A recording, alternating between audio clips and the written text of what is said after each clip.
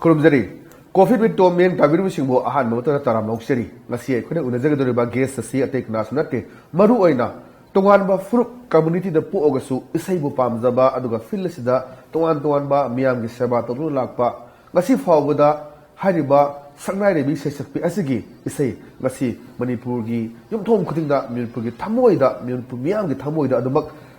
Conjelaganiba, Nungsidra Yemu. Uchalgi Mairasi, Haiba Adumba, Hazuk Pawada, Yam the Pamna by Shame Sueriba, Adumba, legendary singer, Yangnu Golmei, and Mutari Mabutaram no Sheri.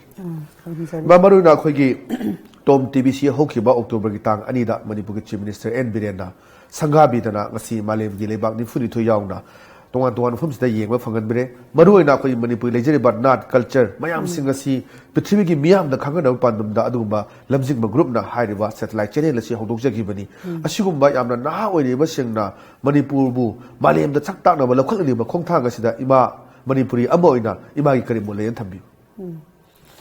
Masida Yamna, Tabada Yamna Nungai, Adu Harawa Masupoi,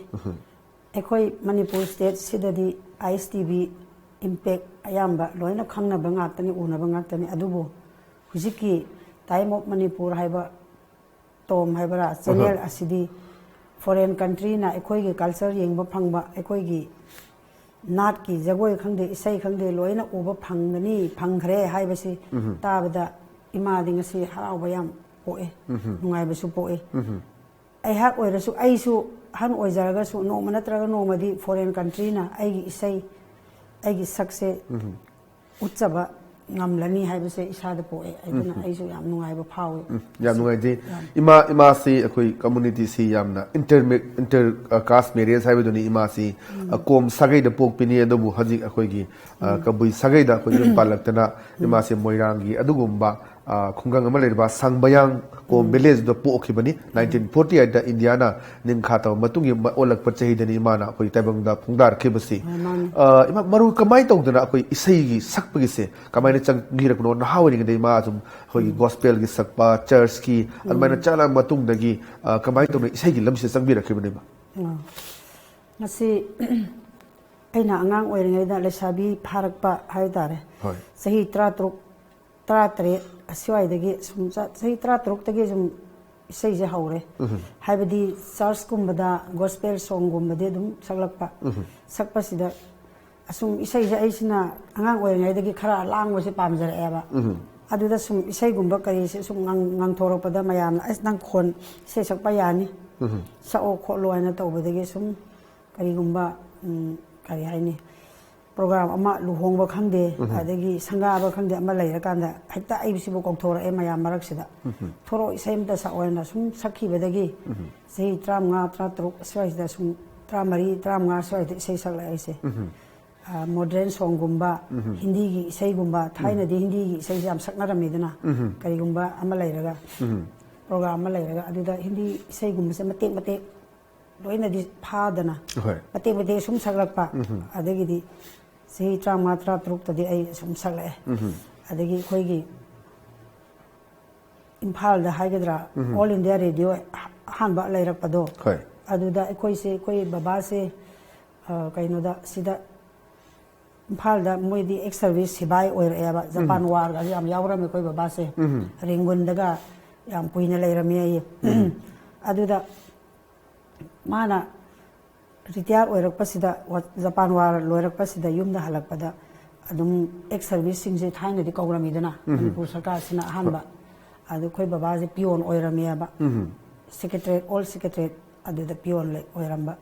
Adequate quarter, see electricity, coloniana, Uzik GP college lady Bedo, Adu the Koi layer Eva, Adequate hang among governor to the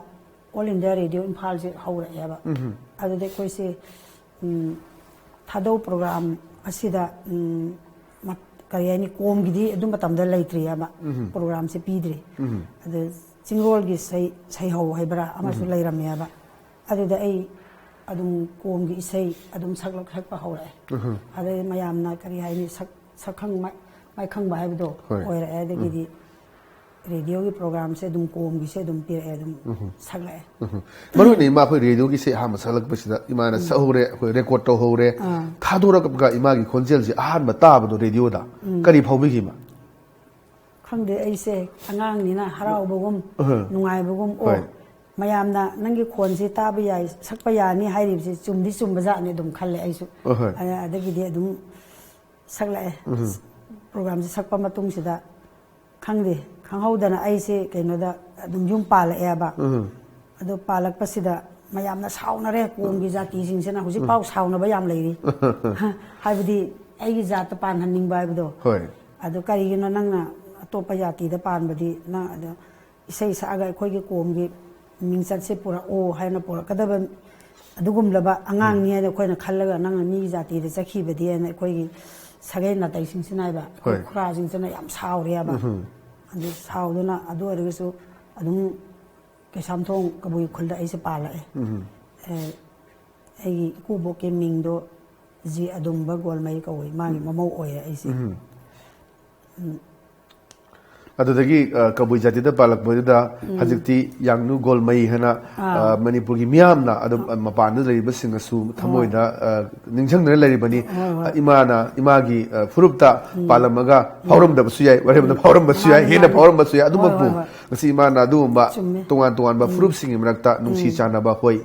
pendaba mayam leiraga su akoi kabui gi furupta imana yum panbirakta ngasi di miyam khwaidagi pamnaba sakhangba sesakpi ama soire ma maruina imagi lon aduga kabui lon saklambadagi manipuri lon da saklakpase kamai tona sakhibono karma wakhalrodagi mayamna kamaina kana kana oza singdagi oza guru singdagi tambirakpa aduga manipuri sei sakba hogibone ba सुमाइन तो कोम की इसे सकला आगा कबुई दा मुक लाकपदा कोई कुबोक्सना आइदी बाबा कौरेबा मा मचा निवन सु पोक्सा दे पिबा अम खक्तनी अदुना आई सिबु मचा नुपी मकनि खन्दना अदुम आइसु बाबा कौरेबा अदुना इसे सकतबा यादे बे मा हाइरे आइसि याम तल्लमेबा करिनो मौ ओइरगा करम आइसि सकदबा नोइन आइसि यामना करि हाइनिंगदबा आइदो होय आदे कुबोक्सना थेमे इबे माइना अदा कबुई की इसे से सकपा हौराए कोमगी इसै सकपा मतुंगदा कबुईगी इसै सकलपसिदा कैसामथोंगदा हुजिक्ति लैहिद्रे एगी ओजा गुरु ओइरंबा पौजाइरोंग थाइमै हाइनाको यामना सि लाइक कैनोसु इबा लाई इबा ममिंग चतपने अदु लैहिद्रे मंगोंदा इसै से बाबासना कौराए युमदा से मौसे नंग इसै तंबीदबा याद्रे लोन से तंबीदबा याद्रे ना माने तंबीदना सकले अदु फावबदु खितंग वाना थोए लोन नतबनिना सुमाइन तौदना सुम कबुई इसै से मथंग मथंग सकले सकलपा मतुंग सिदा बाबासना करि हाइगेबो बे मनंग मणिपुरी कैनोदा जनरल प्रोग्राम दा नंग यावदबा याद्रे अस ngамोय बाबा ai ngамोय कैसु ngамुदब नते मी मांग इकाइगनि हाइबा माना यादबा ऑडिशन यावगनि ai ओजा पुरा आने हाइदना बाबासना ओजा कैनोदा लोकलाउबुंगदा ओजा अपाबीना लेरमे हुजिक्ति कुइगरे ओजादो लैहिद्रे अदो युमदा पुरा आगा सुर ताल से तंबीरे कबक कबक तमे अदो आइदी सुम युम पालबना इकांगोइना हाइबदा इसै नुमाइजा आई पामलक्त्रे याबा कइगिनो इसा इसु कैनो तो थबक युमगी थबक सुरगो लोये कोइदी कोई सिदी थाइनगी मीसु ओइबा हुजिकी मीसु ओयेबा युमगी थबक से तल्ले खोलायबा कोइदी अमता लैते सु ओइबा कोइदी सुबीनेबा अदुना आई से थबक यामबदा मौना करी इसैनो आई तमनिंगदे हाइबदा बाबासना ओजा से पुरागा युमदा सुर ताल से तमगा जा पाबीदुगा असुम नोमना आई से सावगनी नोमना नोकनी अदे अदुम तौदना अवा नुंगाइबा याम सुम यानरगा सुर ताल से खर खर सुम खांगलकपदा बाबासना ऑडिशन यावहल्ले मदो 1971 टू सिवाइद ओइरंगदा आई चे चांगसु सिंग चावगी युमदो लोइना मांगरे अंगांगसिन मथंग मथंग युमदा लेरक्तबदुगा पोचैसे होंदो होंजिन तौबदा मांगरे ऑडिशन पास तौगी दुसु अदुमाइन तौदना मणिपुरी इसै से सुम ऑडिशन पास तौदना प्रोग्राम से फंगे प्रोग्राम अमदा इसै तरुकने आधुनिक अहुम लाइसोल अहुम अदुमाइन सकलाएबा अदुदा आई इसै सकपा हौबा मतमदा इसै सुर पानबिरकपा ꯑꯣꯖꯥ ꯒꯨꯔꯨꯁꯤꯡ ꯃꯃꯤꯡ ꯑꯩ ꯑꯃ ꯑꯅꯤꯗ ꯍꯥꯏꯖꯔꯛꯀꯦ ꯑꯍꯥꯟꯕꯗ ꯂꯩꯈꯤꯗ꯭ꯔꯕ ꯑꯩꯒꯤ ꯑꯣꯖꯥ ꯑꯣꯏꯅꯥꯝ ꯅꯤꯡꯊꯦꯝꯖꯥꯎꯁꯤꯡ ꯑꯗꯒꯤ ꯑꯣꯖꯥ ꯄꯍꯥꯔꯤꯁꯤꯡ ꯃꯊꯪꯗꯅ ꯍꯧꯖꯤꯛ ꯍꯥꯏꯕ ꯇꯥꯔꯦꯀꯣ ꯑꯁꯤꯅ ꯇꯤꯖꯦꯟꯗ꯭ꯔ ꯏꯅꯥꯎꯇ꯭ꯔꯦ ꯇꯤꯖꯦꯟꯗ꯭ꯔ ꯃꯣꯏ ꯃꯌꯥꯝꯁꯤꯅ ꯑꯩꯒꯤ ꯑꯋꯥꯕ ꯈꯨꯗꯤꯡꯗ ꯃꯣꯏꯅ ꯏꯁꯩꯁꯦ ꯑꯩꯅ ꯁꯥꯎꯗꯨꯅ ꯂꯩꯔꯒꯁꯨ ꯃꯣꯏ ꯃꯌꯥꯝꯁꯦ ꯅꯣꯛꯍꯜꯂꯒ ꯑꯁꯨꯃꯥꯏꯅ ꯊꯦꯝ ꯈꯣꯠꯇꯨꯅ ꯍꯥꯏꯕ ꯏꯁꯩ ꯁꯛꯇꯕ ꯌꯥꯗꯦ ꯍꯥꯏꯗꯣ ꯑꯣꯖꯥ ꯑꯣꯏꯅꯥꯝ ꯅꯤꯡꯊꯦꯝꯖꯥꯎꯗꯤ ꯃꯆꯥꯗꯧꯅ ꯈꯜꯂꯦ ꯑꯩꯕꯨꯁꯨ ꯑꯩꯒꯤ ꯃꯤꯡꯐꯧ ꯌꯥꯡꯅꯨ ꯀꯧꯕꯤꯗꯦ ꯃꯣꯏꯗꯤ ꯖꯥꯡ ꯍꯥꯏꯅ ꯅꯨꯡꯁꯤꯗꯨꯅ ꯀꯧꯕꯤꯌꯦꯕ ꯃꯆꯥꯗꯗꯧꯅ ꯃꯣꯏꯒꯤ ꯁꯥꯇ꯭ꯔ ꯑꯣꯏꯖꯔꯒꯁꯨꯀꯣ ꯃꯆꯥꯗꯗꯧꯅ ꯊꯦꯝꯃꯒ ꯅꯪ ꯏꯁꯩ ꯁꯛꯇꯕ ꯌꯥꯗꯦ ꯕꯕꯥꯅ ꯁꯛꯇꯕ ꯌꯥꯗꯦ ꯍꯥꯏꯕꯁꯦ ꯅꯪ ꯁꯣꯏꯗꯅ ꯅꯪ ꯐꯥꯎꯔꯒꯗꯕꯅꯤ ꯁꯛꯇꯕ ꯌꯥꯗꯦꯅ ꯑꯣꯖꯥ ꯑꯩꯒꯤ ꯅꯨꯡꯁꯤꯖꯔꯕ ꯑꯣꯖꯥ ꯃꯔꯛꯇ ꯑꯣꯖꯥ ꯅꯤꯡꯊꯦꯝꯖꯥꯎ ꯃꯁꯤ ꯑꯃꯅꯤ ꯍꯥꯏꯕ ꯑꯩꯉꯣꯟꯗ ꯌꯥꯝꯅ ꯅꯨꯡꯁꯤꯕ ꯏꯃꯥꯒꯤ ꯋꯥꯈꯜꯂꯣꯟ ꯅꯤꯡꯁꯤꯡꯂꯨꯔꯒ ꯍꯧꯈꯤꯕ ꯊꯧꯗꯣꯛꯁꯤꯡ ꯑꯗꯨ ꯏꯃꯥꯒꯤ ꯌꯥꯝꯅ ꯄꯣꯄꯨꯂꯔ ꯑꯣꯏꯕ ꯃꯌꯥꯝꯅ ꯍꯧꯖꯤꯛ ꯐꯥꯎꯕꯗ ꯑꯦꯚꯔꯒ꯭ꯔꯤꯟ ꯑꯣꯏꯅ ꯂꯩꯔꯤꯕ ꯏꯁꯩ ꯄꯟꯕ ꯌꯥꯔꯕꯗ ꯑꯩꯈꯣꯏ ꯅꯨꯡꯁꯤꯗꯔ ꯌꯦꯡꯉꯨ ꯎꯆꯥꯜꯒꯤ ꯃꯩꯔꯥꯁꯦ ꯍꯥꯏꯕ ꯑꯃ ꯑꯗꯨꯒ ꯉꯥꯏꯈꯤꯒꯗ꯭ꯔꯥ ꯂꯥꯛꯂꯣꯏꯗ꯭ꯔꯕ ꯃꯥꯕꯨ ꯑꯗꯨꯒ ꯃꯥꯏ ꯉꯝꯖꯔꯣꯏ ꯍꯥꯏꯕꯗꯨꯃꯅꯤ ꯏꯃꯥ ꯆꯍꯤ ꯀꯨꯏꯅꯅꯤ ꯁꯛꯄꯤꯔꯛꯏꯕꯁꯤ ꯑꯣꯜ ꯏꯟꯗꯤꯌꯥ ꯔꯦꯗꯤꯑꯣ ꯏꯝꯐꯥꯜ ꯃꯌꯥꯝꯅ ꯈ꯭ꯋꯥꯏꯗꯒꯤ ꯄꯥꯝꯅꯕ ꯑꯗꯨꯒ ꯑꯇꯩ ꯑꯇꯣꯞꯄ ꯐꯪꯁꯟ ꯀꯌꯥꯗꯁꯨ ꯏꯃꯥꯒꯤ ꯏꯁꯩꯁꯤ ꯌꯥꯝꯅ ꯄꯣꯄꯨꯂꯔ ꯑꯣꯏꯅ ꯁꯛꯅꯩꯕ ꯏꯁꯩꯅꯤ ꯏꯃꯥ ꯅꯨꯡꯁꯤꯗꯔ ꯌꯦꯡꯉꯨ ꯎꯆꯥꯜꯒꯤ ꯃꯩꯔꯥ ꯑꯁꯤ ꯏꯃꯥ ꯃꯇꯦꯛ ꯑꯃꯇꯪ ꯉꯪꯕꯤꯌꯨ ꯏꯃꯥ ꯅꯤꯡꯁꯤꯡꯉꯀꯥꯟꯗ ꯉꯁꯥꯏꯒꯤ ꯍꯧꯈ꯭ꯔꯕ ꯂꯩꯈꯤꯗꯕ ꯂꯥꯏ ꯒꯨꯔꯨ ꯖꯣꯟꯁꯨꯗ ꯑꯩꯈꯣꯏꯅ ꯁ꯭ꯔꯗꯥꯟꯖꯂꯤ ꯀꯠꯆꯕ ꯑꯣꯏꯅ ꯍꯥꯏꯇꯥꯔꯦꯀꯣ ꯅꯤꯡꯁꯤꯡꯉꯒ ꯑꯣꯖꯥꯁꯤꯡꯗ ꯃꯇꯦꯛ ꯑꯃꯇꯪ ꯉꯪꯕꯤꯌꯨ ꯑꯩꯈꯣꯏꯒꯤ ꯚꯤꯌꯨꯋꯔꯁꯤꯡꯅꯁꯨ ꯁꯣꯏꯅ ꯇꯥꯅꯤꯡꯒꯅꯤ ꯏꯃꯥ ꯃꯇꯦꯛ ꯑꯃꯇꯪ ꯉꯪꯕꯤꯌꯨ ꯅꯨꯡꯁꯤꯗꯔꯥ ꯌꯦꯡꯉꯨ ꯎꯆꯥꯟꯒꯤ ꯃꯩꯔꯥ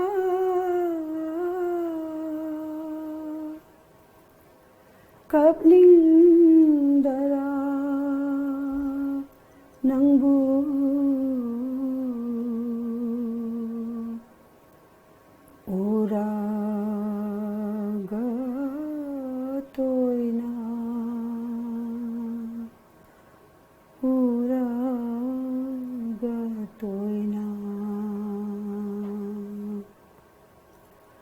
ꯅꯨꯡꯁꯤꯗꯔꯥ ꯌꯦꯡꯉꯨ ꯎꯆꯥꯟꯒꯤ ꯃꯩꯔꯥ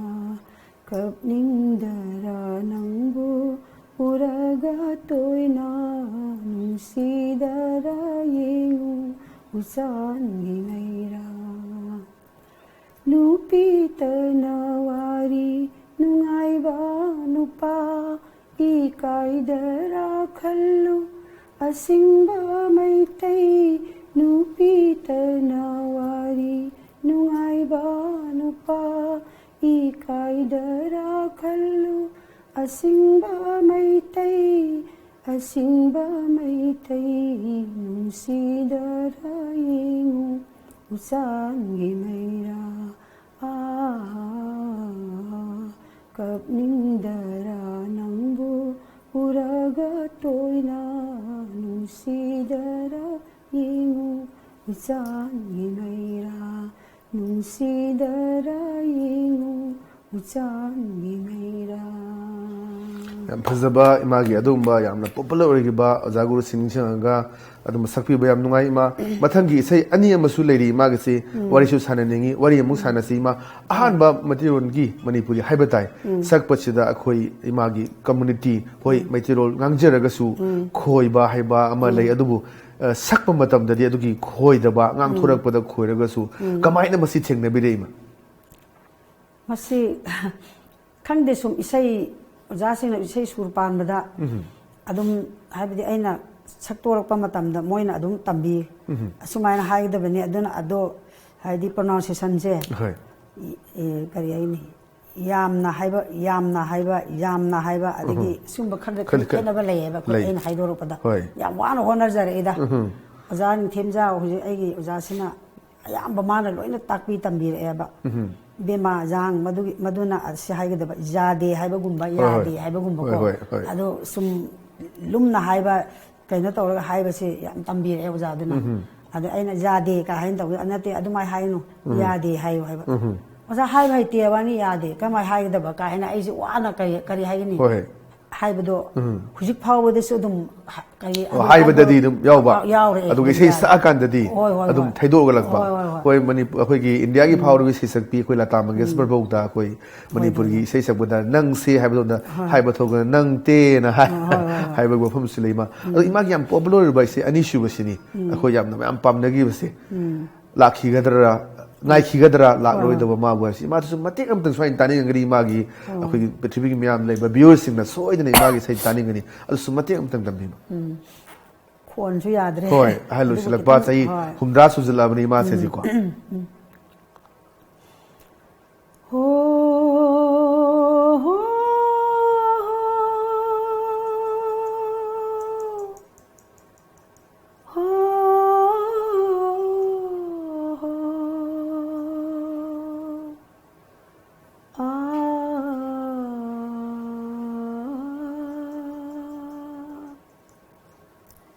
ngai khi gadara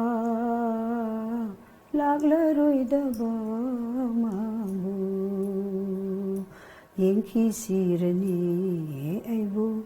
tha janung in ani gi kum hai sat khi gadara ning sing du na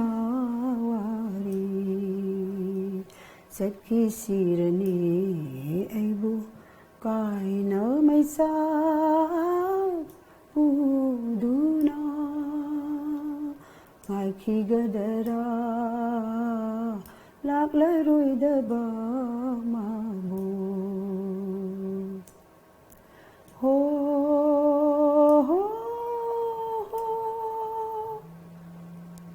yam phajaba ma ibagini so hi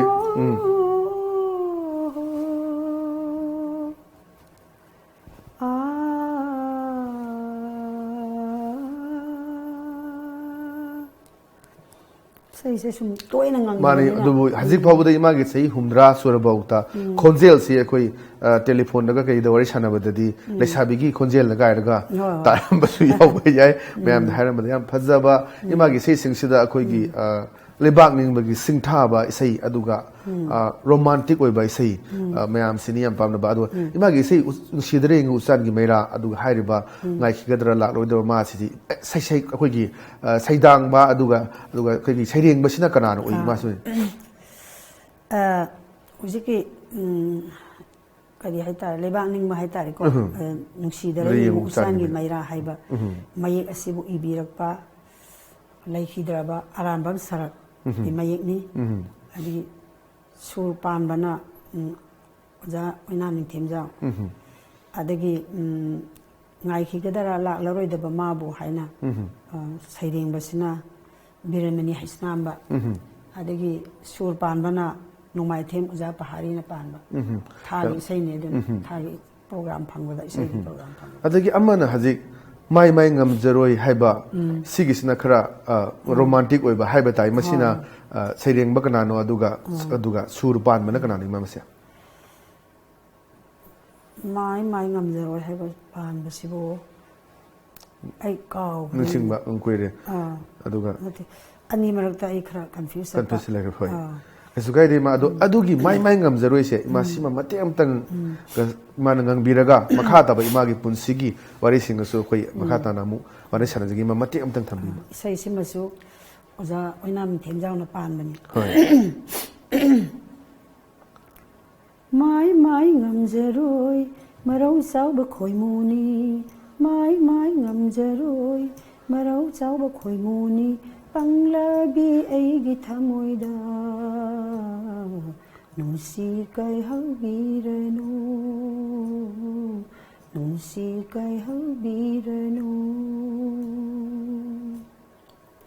mai ngam jaroi mai ngam jaroi mai ngam jaroi marau sau ba khoi muni panglabi aigi thamoibu nungsi kai haubiranu nungsi kai haubiranu mai ngam jaroi mai ngam jaroi mai ngam jaroi mai namjaroi yam phajaba imagi seni maru ina khoi gi sahi noribi le service singda khoi matam da pakhang singsi khoi khoi muga pangdam naraga khoi nungsiba tambi gi nu na ha oijari mai ngamjaro haiba yamna khoi gi matam da ngangna ba liraba wahini mai ngamjaroi gai basi ngasi gi mirol na dum ngangna gidraba wahi haiba dai aduni yam nungai ba ima maru ne ma pulsigi khwai dagi nungai gi ba mikupsi karam bo igi ma yum ban mi le me da khongda bire adu tragedy su lakini khwaidagi nungai ba mikup sima karamba oiki aigi nungai ba punsi haibase angang oiringai da aina poglakpada komgi jati da leiringai da leisa oiringai da mate ama nungai hoba ima ipaga samin thakminna dana isung imanabi ga koiminna dana wari saminaduna jagoi sei tawduna lakhiba nungaibaduna makhan amako aduma hauгре matungda aina yum palakpasida hujiki nasai hairiba koi ikubokna oza khang ahi guru sing jumda ubiraga sei nungmai tamlaga noktuna phagi pharang tawduna oza sing adum kariyani sei tamba khotpa adugumbado nungaiba makhal ama adagidi angang singsu pikni bane matamduda angang su kari hani apik pa bobongna ama pogani ini bongna ama pogani angang singse ada amana sum sanaraga sumai tawduna ya wana aina isei se tamla eba yungi thabak su hona ba isei su tamlakpa adigi mayam gi laiba oja singi seba ju aina bu tawjari bane mi leijada bane na adumain tawduna maduna nungaiba makhal ama oire aigi no wajaraga su ko adumain tawda angang singse sum chawrakpada pakhang pharak pasida aigi wakhanja mala angang singse chawre hujikti pakhang phare ani ahum simedi pakhang phare adudi imagi se angang kya taruk ne nupa mari nupi ni ko ani angang taruk sida nupa ani sidi pakhang chawre ahum je chap manar e moise sida aigi wakhan sida kari lake o laibak thidna aina paliba imong sidi nupa ama khaktani niwon je laite inamma haibasu ichi haidabsu amata laitre aise kayani phara ama ita tareba ado isa ningon ani leire piba mari leire haina aise asa yam saujeyeba sa mari marak sida isorna piba hayingwai larik haiba ama oiduna government gi service tawra ain nungaiba yum sida mau ama haibado laaga aigi mauni inembo haina asmaina kaunaraga nungaiba haibado aigi su lakadawrena asasi amta saujeyaba adugadi zik pakhang ahanse sahi kunithoi hek surakpadadi mase khanghaudana hitni fail oibada ade khangdaba adusu aina nomase sumaina ima isa sum phamina dana wai sana sum leibada mase irugena thokpada makhongse suma yenglakpada pomiaba mo nang na khongse kaidawre haibada ma khangdine ima haide doctor pura doctor kainogi sida yengeba doctor birenda yengyana ada mana sine tawga sum tawni mathang adudagidi haktang aigi nungaiba ngasagi icha sing pakhang pharaga nupi ani dure chaudri le sabi phadri aba adorgesu pakhang singsena yum kai pala agadi yum sida aigi su mau haibasila ani adudi yum se sumaina sagat ba na asa se am tawjeyaba aisu sumaina ana yek lerakane aigi bhapta ngapta phaudiaba aduna aisina sumai tawraga angang sena masikada leihanba asina sumai tawba maula aga sum tawba asa se yam chauna aisu khanjeyaba adugadi ahanse sum taw lei tabadudagidi ais thamoje pum kai reaba ahan sina ina nusijabasu ahan phangjabai chani isanina mapu boksu madu hek leitaba madugi wakhan sina koi ahan si dum laina thoi mapu boksana yam luna taweba haibadi macha amakhakta poksabanina masu ahan ba phangjabase kari aini magidi kari noma sana matum dawna khalleyaba duk matik nusijeyaba aduna masi hek leitabadigi iku bokse masu wakhan sina laina thokna leihidre magi anabadina de mas hajiksi angang taruksi loinamak leihidra kaya angang nupa mari se dum mathang sahi 8 manung sida moi mari si leihidaba adu maisak to yino amagi loidringe da amamu ꯑꯗꯩ ꯑꯃꯒꯤ ꯂꯣꯏꯗ꯭ꯔꯤꯉꯩꯗ ꯑꯃꯃꯨꯛ ꯂꯥꯛꯄꯁꯤꯗ ꯑꯩꯒꯤ ꯊꯃꯣꯏꯁꯦ ꯀꯔꯤ ꯍꯥꯏꯅꯤ ꯀꯔꯤꯕꯨ ꯈꯟꯒꯗ꯭ꯔꯥ ꯀꯅꯥꯕꯨ ꯅꯨꯡꯁꯤ ꯍꯥꯏꯅ ꯑꯩꯕꯨ ꯁꯣꯟꯒꯗ꯭ꯔꯥ ꯍꯥꯏꯕꯁꯦ ꯑꯗꯨꯃꯛ ꯃꯇꯤꯛ ꯑꯩꯁꯦ ꯋꯥꯔꯝꯃꯦꯕ ꯑꯗꯩ ꯂꯩꯁꯥꯕꯤ ꯑꯅꯤꯁꯦ ꯅꯨꯄꯤ ꯃꯆꯥ ꯑꯅꯤꯁꯦ ꯂꯩꯁꯥꯕꯤ ꯐꯥꯔꯛꯄ ꯃꯇꯝꯗ khitang awabasi kaurake kaurappada imungsida noi baba haigadra ko asina sum nupa haibasidi wakhanji puba ngamdedana nupa ga nupi haibasi yam khetnayaba ekoi di isung imanabi da wari sadoga koi basalaga thabak sura sa sang thonglaga awabasi kauthoe moi nupa di adu kauthopa ngamdre aduna masu adumai dawna heart attack haiba tare bp stroke tawdana amundagi hogalakpada adum laikan na bangamdana ma lekhidre nungaiba mikuf aduga na amsu tragic akoigi pabung sumu leigidaba adagi china cha mari musu leigidaba punsigi khongsani ma akoigi awaba nungaiba haibasidi akoi poklabadi adum siba tabani matamgi matungna purakba akoisu sibagi kano du ngairaga leiribani akoina sanani basi lilani pampaksida akoisi akoigi role lo bolakpani ma sida kitang thaidu okanda ma kenoni akhoi haji haugal iba kalakar sing haiba tai se sakpo se chakpi myamda imana kari paujel pibining ba imana ngasi thengnai ba struggle myama ponchi khongjat kya ra nungai ba mikuk kya aba ba mikuk kya mittagi chade pokcha bai buk thuk tagi pokcha bai cha mari leigi da bataru ki manungda adagi pabung leigi da myam thengna badagi sei sakpi thabak stagi laptho ba lakhiba adagi hana sakpa chalamba adusu mungi maram no marakanda lepakhiba adubu ngasi magi sei ahum sidi adiki mi gi thamoi da adum aduga all india radio imphal na su tharakpada adumok mayam la khwaidigi pamnaraga leiba adum mai sei ni ima kari paujel pautak pibini ngasi gi inkhalak diba kalaka singdi aina ngasi pijaningba pautak ki ai karimda haijaba nate adubu ai thamoi da khanba aningba wahai ama ni dang ai thamjage ji haurakpa saisakpi saisakpa kalakar film bu oiro ko mayam da ai kalamba wahai ama ni da thamjage hujiki matam nadi sei sakpa haibasi bo lairabane khoi matam nadi khudak ta yamna wana haure do hujiki lairabane haiduna kalakar singnasu artist singnasu laithokpa tawbiganu sei haibasi yam luna lauraga munna khalaga kari haigni ahanda sizinnagadaba lamsat bebar oja guru da satkadaba wahai wata lamsat naina isai se sakpiyu adagi matam manung chana isai se sakpiyu athengbada kanagumba program se hujikani ahum mari laura na halwai manga taruka laura munda athengbada ga chatle kari pauno ama tana basu crisis am thoe ko adagi miyoibana khajitang tabada tonga je sandokpa hakta taweba adugumba misato kai lawan ningde hujik hauraiba kalakar sing sesakpi sesakpasingna siksingadaba amani maduma adagi oja guru da bebahar kai oidabani isai haibase kari haini isai asina wakhan nungai taba nungai hanba awaba haibase kokhanba adagi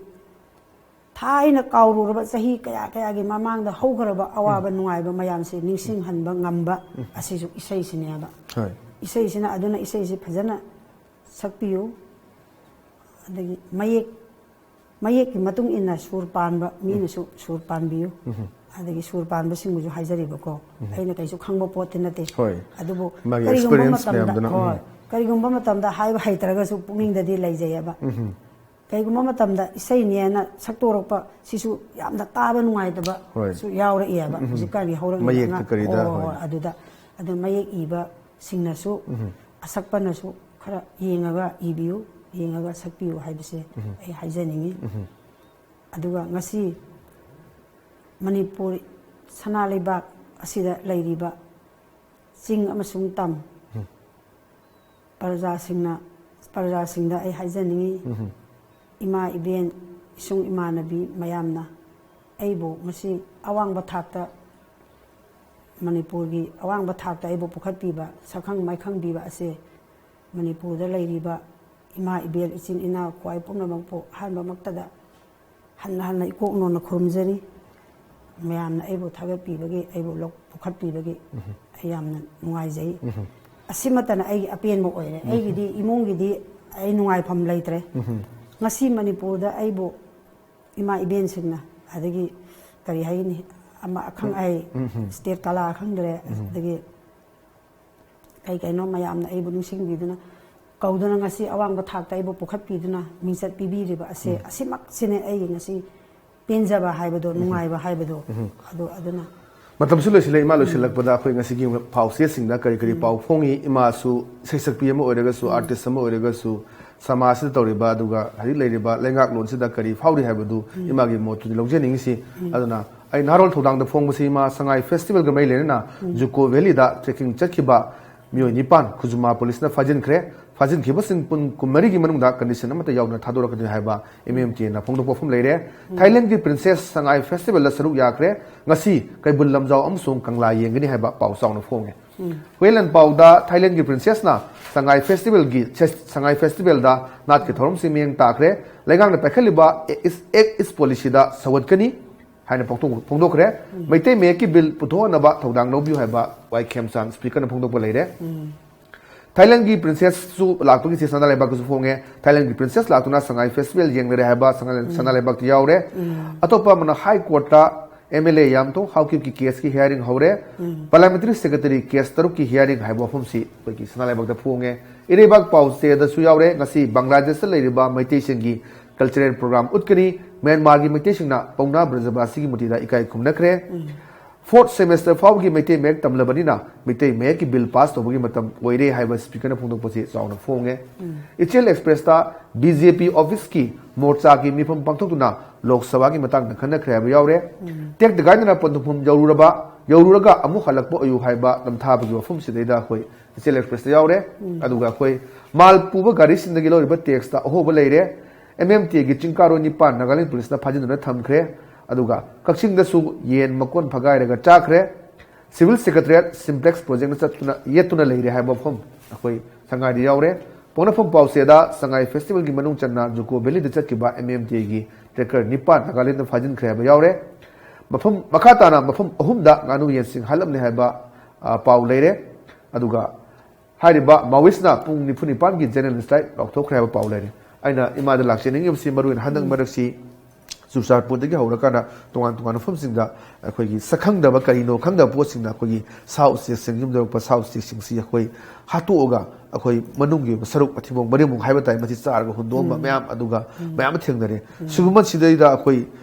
mi paina bada hai chujam budagi hauji infal joksele kaino khangdaba masi mailena ba concern department sakara sina yam thuna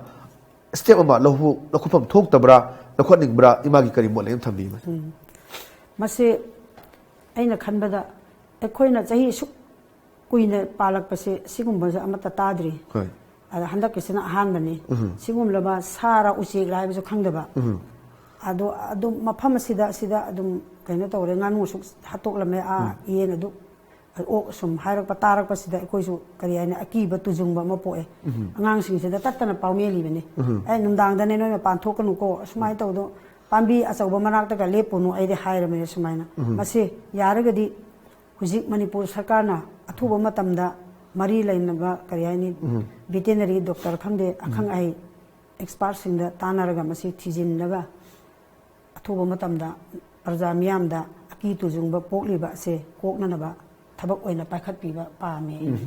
Rosila Kudai ma maruin haji sangai festival pangtholi lagliba tang kunthra da loigadabani tongan ba khoi Bangladesh dagi aduga Myanmar dagi leiba mayam tongan leibak sing mi laktana makhoi gi cultural program ma uttana akhoi sida yengmina ba mayam dagi tongan hum mari da pangthoi sangai festival se pangthok pasida imagi kari mot phawi yengbiru rabra kamai do mase ai di yengbadi chatpa sangdre haidi yumda koina condition sen mo ama ta da bane nai ba adu yam nungai ba phawe haibadi sangai festival se ahan badadi si kenoda board ta khata tawra mani dana jikti mafam mari da pangthokle kenoda number khongnang khong adagi senapati maura mauda su hoi tawre kai bulam jaw da adagi board ta sumaina mafam mari pangthokle haibasida asum sangai festival se chawkhatle manipur se achukki matik maming laire sangai festival asina masak ta e haibado koi jo harauba ama poe yengba chatlu daraga su mingona de adum wari tawri bane mase sumai tawdana handakti Thailand yaure ha adu yawe adu ลำจะชุมพอเรียนชุส้มจะชุยาวละไอไฮอะไรดูนะบังลาเทศยาวระบะอันนั้นมาตาไปดูแต่คุยชุยามนุ่งไอปุยมันนี่ปุยสุกิมาติการยันนี่สักตากปะอามาอุดเลสังไงเฟสติวัลชนะไฮไปเสไอชุนุ่งไอเจยามนุ่งไอเจอิมากีปุนซีวารีอิมานะฮอลคิบาคุยปุ่งข่ายมากีมาตั้มสตะกวนวันนั้นเตตัวอันตัวใบอวอร์ดกับปีนั้นอิมาบุฮจิกคุยมิงทนทีวีนั้นอีกไอ้คนนั้นวุฒิเครียอารมณ์นั้นสุอิมาสีตัวอันฟิล์มสิงดาสุกุมนั้นคุยฟิล์มกีโรลมาสาบกีโรลเมียมาอัดกี้มาบอกสาบกีโรลเมียมสุยาวดีมาทั้งกีตันจามาได้อิมาอุนเจรกะอิมากีบปุนซีวารีอดูกะงั้นสิอินขลัยบัสดาเทงเนริบะเชิงพิมพ์นั้นเทงนาบะอวานนุ่งไอปุนซีดูตำนั้นบุคคลนั้นจะเก่งงั้นสิไทม์สมัยปูอดูกีcoffee with Tom เดลิงบิดคุยนั้นอิมาบุฮันนั้นทักเจริงั้นสิกดี coffee with Tom สมัยปูมาตั้งงั้นสวัสดีเลชันเจริเมงตาบิรุชิงบุอามุขันนักขุนมจับกันเลยนะการนี้นับยาทั้งนี้เจริ